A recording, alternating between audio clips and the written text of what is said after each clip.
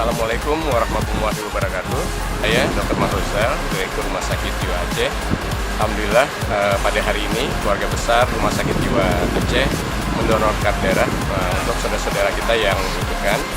Ini adalah tahap keempat donor darah di Rumah Sakit Jiwa. Ini kita adalah menindaklanjuti arahan Bapak Gubernur melalui Bapak Sekda untuk memenuhi kebutuhan darah bekerjasama dengan PMI Banda Aceh kepada saudara-saudara kita yang membutuhkan, khususnya di masa pandemi COVID ini. Ya, harapan saya adalah semoga keluarga besar Rumah Sakit Jiwa Aceh semakin banyak yang mendonorkan darah secara rutin setiap 2 bulan sekali, dan harapan juga kepada masyarakat yang merasa dirinya sehat untuk mendonorkan darah untuk saudara-saudara kita yang membutuhkan darah yang ada di rumah-rumah sakit yang ada di Aceh. Terima kasih. Assalamualaikum warahmatullahi wabarakatuh.